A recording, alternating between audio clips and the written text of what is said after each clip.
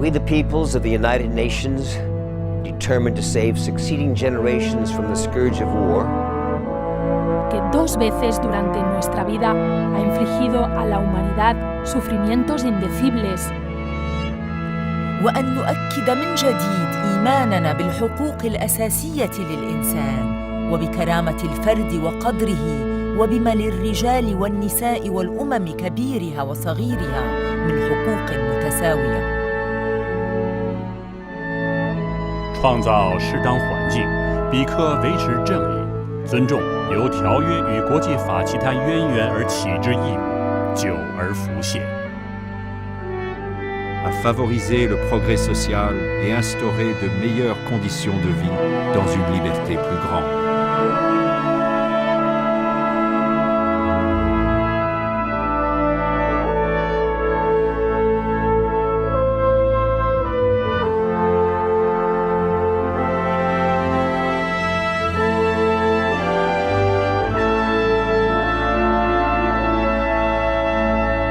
И в этих целях проявлять терпимость и жить вместе, в мире друг с другом, как добрые соседи. وأن نضم قوانا كي نحتفظ بالسلم والأمن الدولي. À accepter des principes et instituer des méthodes garantissant qu'il ne sera pas fait usage de la force des armes, sauf dans l'intérêt commun. 运用国际机构以促成全球人民经济及社会之进展。 Решили объединить наши усилия для достижения этих целей. Accordingly, our respective governments, through representatives, assembled in the city of San Francisco, que han exhibido sus plenos poderes encontrados en buena y debida forma, قد ارتضت ميثاق الأمم المتحدة هذا. and do hereby establish an international organization to be known as the United Nations. Long live the United Nations. La Declaración de los Derechos Humanos nos muestra el compromiso mundial ante los valores y las oportunidades, un punto clave en el avance de la humanidad con el claro compromiso de no repetir errores. Los derechos humanos son la base fundamental de lo que llamamos libertad, paz y justicia. Sin embargo, estos son regulados por organismos internacionales y estatales. Todo sistema conformado por seres humanos tiene inevitablemente fallas. Sin embargo, al aplicar los derechos humanos, estas falencias pueden afectar en varios niveles la vida de las personas. En este video expondremos 3 casos sobre la vulneración de estos derechos en varios niveles. El primero es la vulneración de los derechos reproductivos en las mujeres a un nivel global. El segundo es un caso de vulneración hacia 3 mujeres por fuerzas militares mexicanas que fácilmente puede extrapolarse a toda América Latina actualmente y especialmente en la época de dictaduras. Y el tercer caso es sobre el despido de trabajadores en Furukawa, plantaciones CA de Ecuador.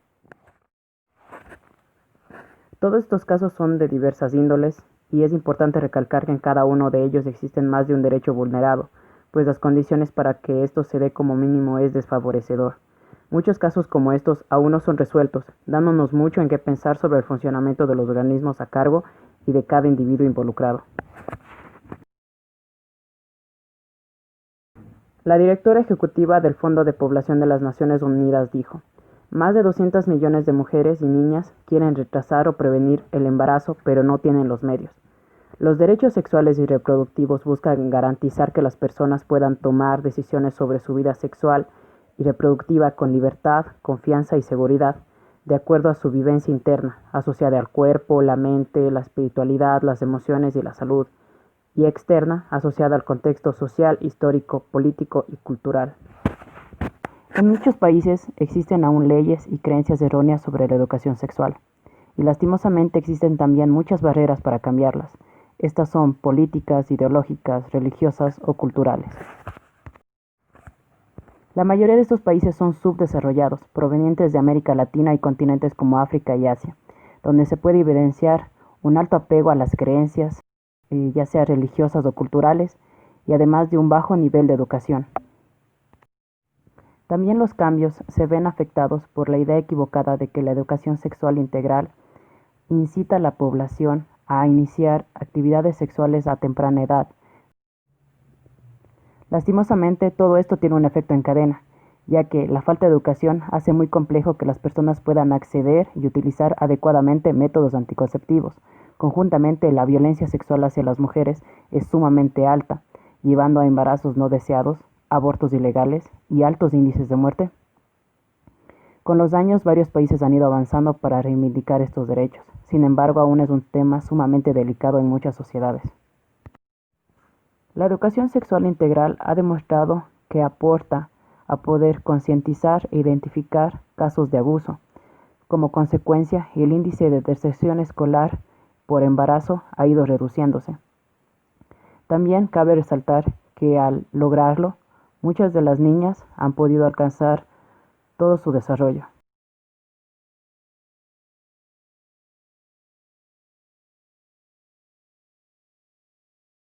Pensemos que el ser humano es un ser que tiene ciertas características. Somos todos seres racionales, que tenemos inteligencia, voluntad, somos seres sociables, somos seres políticos, y en ese sentido todos tenemos una misma dignidad. La dignidad nos hace ser merecedor de un respeto y una consideración de todos. Y esa dignidad es la fuente de los derechos. El hecho de que seamos todos iguales, que tengamos las mismas características, nos hacen entonces que se nos deben reconocer ciertos atributos, ciertas facultades, y de ahí surgen los derechos individuales. O sea, por las características del ser humano, espontáneamente cada uno de nosotros tiene derecho a exigir entonces que los demás respeten estos atributos y facultades que son los derechos individuales. Y ahí entonces el llamado es que hasta qué punto queremos una constitución que de alguna manera plasme en su texto estos derechos fundamentales que nos lleven realmente a desarrollarnos como personas, cada uno, todos y cada uno. Y en ese sentido, veamos entonces hasta qué punto la libertad personal, el derecho de propiedad, las libertades cívicas pueden ser desarrolladas en mejor forma en un nuevo texto. Los derechos civiles y políticos son aquellos que protegen las libertades individuales y garantizan que cualquier ciudadano pueda participar en la vida social y política en condición de igualdad y sin discriminación. Dentro de este tipo estaría libertad de movimiento, igualdad ante la ley, derecho a un juicio justo y a la presunción de inocencia, libertad de pensamiento, de conciencia y de religión, libertad de opinión y de expresión, la reunión pacífica, la libertad de asociación, la participación en asuntos públicos y elecciones. Prohíbe la privación de la vida, la tortura, las penas o los tratos crueles o degradantes, la esclavitud y el trabajo forzoso, la detención o prisión arbitraria, la discriminación y la apología del odio racial o religioso. Hace 26 años, las hermanas González Pérez, Ana Beatriz y Celia, junto con su madre Delia Pérez, fueron violadas y torturadas sexualmente en Chiapas, y desde ese momento han llevado un largo peregrinar exigiendo justicia y reparación del daño. Actualmente son acompañadas por el Centro por la Justicia y el Derecho Internacional, CEGIL, y la Comisión Mexicana de Defensa y Promoción de los Derechos Humanos. Y recientemente se ha sumado el Comité Hermanas González Pérez de San Cristóbal de las Casas, Chiapas. Todo inicia el 4 de junio de 1994. Estas mujeres indígenas statales fueron detenidas ilegal y arbitrariamente en Chiapas. Esta detención en el contexto del levantamiento del Ejército Zapatista de Liberación Nacional. Ninguna de ellas hablaba español y Celia era menor de edad, 16 años. La detención se llevó a cabo por elementos de la Secretaría de la Defensa Nacional. Estos militares tenían el objetivo de interrogarlas para obtener información y así relacionarlas con las actividades del EZLN, además de acusarlas de pertenecer a dicho movimiento. Vulneraron varios derechos, fueron privadas de su libertad, fueron golpeadas y torturadas sexualmente en reiteradas ocasiones. Después se las amenazó, indicándoles que si denunciaban, las volverían a detener para recluirlas en el penal del Cerro Hueco. El 30 de junio de 1994 presentaron la denuncia en el Ministerio Público Federal, esto robustecido de un examen médico ginecológico con el cual se certificaron huellas de violación sexual. Esta información corroborada y ratificada mediante la declaración de Ana y Beatriz González Pérez.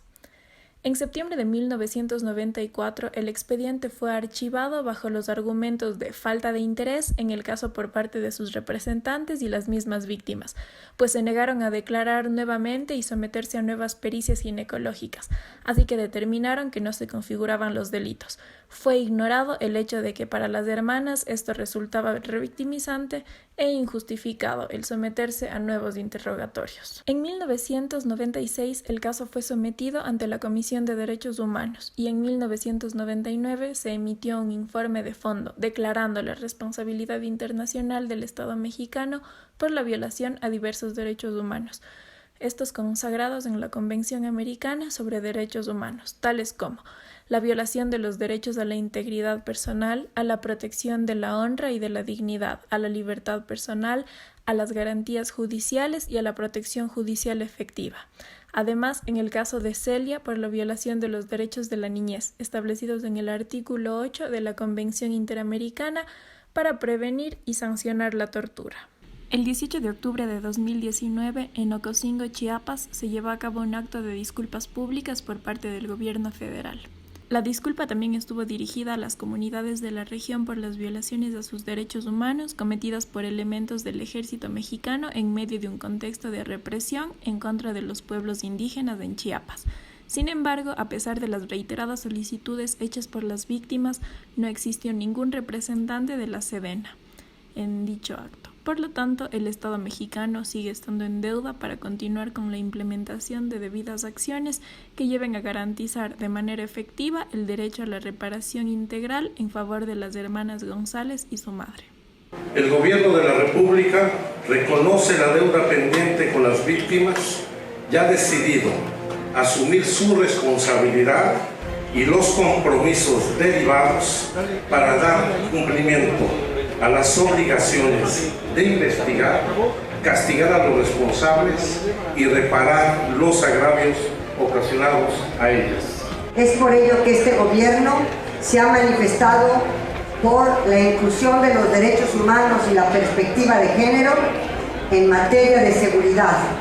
Quiero expresar mi admiración por su incansable lucha, por el reconocimiento de su dignidad, de su integridad como mujeres a través de procesos de verdad, justicia y no repetición.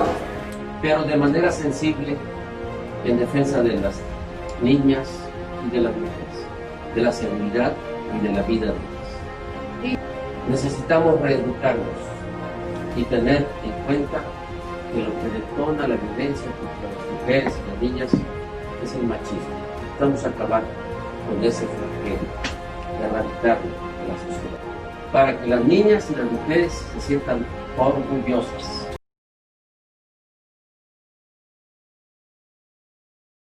A 25 años de los hechos, hoy Amnistía Internacional se solidariza con las hermanas González Pérez y hacemos un llamado al nuevo gobierno de México para que por fin haga justicia, para que por fin se haga un plan integral de reparación del daño que incluya una disculpa pública y garantías de no repetición.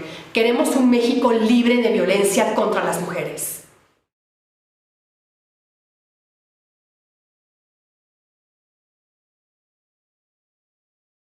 Derechos económicos, sociales y culturales.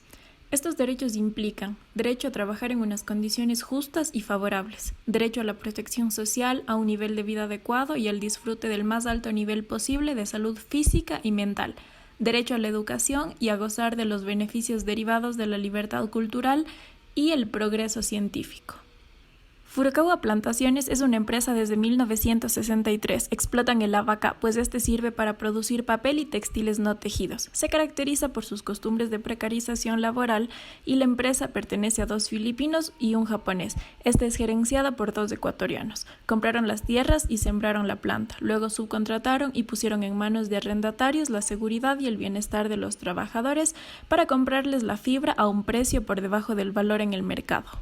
El 16 de octubre de 2018, una delegación de aproximadamente 40 trabajadores de la empresa habían sido despedidos y se acercaron a la oficina matriz de la Defensoría del Pueblo en Quito a denunciar la constante vulneración de sus derechos, en especial las graves condiciones en las que viven y trabajan, lo cual les ha provocado un empobrecimiento generalizado. Éramos 28 arrendatarios como contratistas y a cada uno de nosotros por tonelada se nos llevaban $1.800 la empresa, y fuera de eso nos contaba el 5%, que con ese 5% pagaba a todos los empleados que la empresa tiene. Pero ellos nos pagaban a 640, supuestamente decían, y de los 640 nos contaban el 5%. Entonces no eran 640, sino 590, la tonelada que nos pagaban a nosotros. Se realizaron varias visitas a los campamentos y se constató que decenas de familias viven y trabajan en condiciones indignas e inhumanas, en campamentos precarios, viejos y lúgubres. No tienen luz eléctrica, agua potable ni saneamiento ambiental de ningún tipo. Hombres, mujeres, niños y niñas, adultos mayores viven en cubículos pequeños con poca ventilación e iluminación. Su vida cotidiana se restringe a extraer la fibra de abacá, que es entregada en su totalidad a la empresa. Y los que no trabajan, mujeres mayoritariamente, realizan tareas de cuidado de todos los habitantes de los campamentos. No se ha firmado contratos laborales con ninguno de ellos, tampoco los ha afiliado al IES. Incumple todas las normas de prevención de riesgos, accidentes laborales y salud ocupacional. Vea, que dice que Jurucagua tiene luz aquí. Es casualmente la humazón que vota. ¿Sí ve? Esto reciben nuestros hijos, esto recibimos nosotros. ¿Ya? Ya, para maquinear allá no hay luz, mire. Esto tenemos que poner allá, mientras nuestra nariz, ¿ya?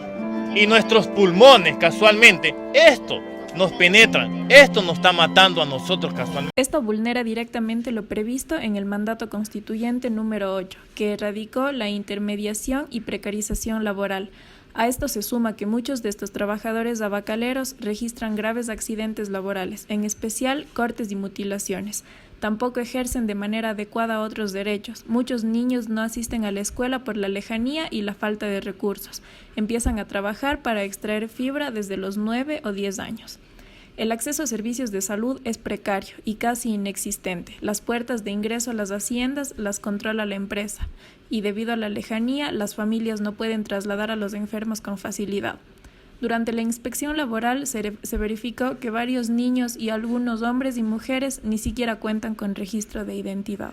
Este caso ha sido denunciado, sin embargo, las autoridades siguen en deuda con estas familias y han hecho caso omiso a sus peticiones, pues estos no han obtenido respuestas. Los hechos configuran una forma de servidumbre que constituye esclavitud moderna, práctica prohibida por tratados internacionales, la Constitución del Ecuador, el Código de Trabajo y el Mandato Constituyente número 8. Es urgente que se repare a estas familias con la adjudicación de tierras y el reconocimiento de sus derechos laborables vulnerados, como forma efectiva de romper con esta dolorosa situación y para que estos ciudadanos puedan vivir dignamente. Perfectamente legal. La idea era que arrendar parcelas de tierra y que las personas encargadas del arrendamiento de estas tierras contrataran a las personas necesarias para trabajar ese espacio de tierra. Es una forma de precarización laboral, es una forma de tercerización, al menos así lo denuncian quienes ahora patrocinan los derechos de estas personas. Así lo denuncian, pero digamos estas personas que así lo denuncian no tienen la capacidad para decir que eso existe, eso solo lo puede decir un juez laboral. Tanto la Defensoría del Pueblo como la Comisión de Derechos Humanos de la AN y un grupo de expertos de las Naciones Unidas sobre afrodescendientes han denunciado los abusos y condición de esclavitud moderna. Usted va y denuncia a la empresa, no le dan trabajo nunca más. Chute, ¿y dónde vamos a trabajar? Entonces no denunciamos. Claro, por miedo a perder por miedo a perder el trabajo donde trabajábamos. Incluso una vez me fui a Quito yo y denuncié en el seguro en Quito. Ahí vino un chino que se murió, vino y al administrar diciendo, vino y les ofreció a cada uno de los compañeros, les ofrecieron $1.500 o 1.500 o 1,5 millones de sucres. Por el silencio. Sí, por el silencio, para que se cogen 1,5 millones y se van. La ministra de Gobierno, María Paula Romo, prometió ayudarnos. Eso no existe por parte de ella. Hasta la vez no se ha pronunciado en nada.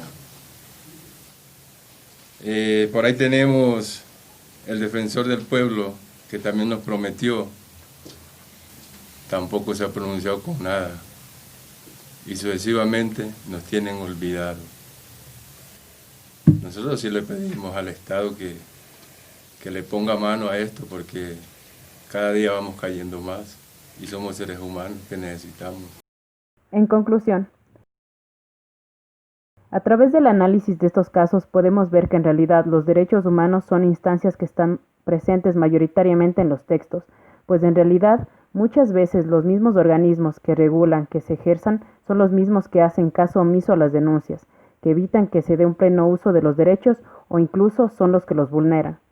Así como hemos analizado estos 3 casos, existen muchos más que siguen en impunidad y que depende de los grupos a los que se pertenezca, puesto que, aunque se hable de igualdad y equidad hacia toda la población, podemos ver que depende fuertemente del estatus social, género, etnia, entre otras.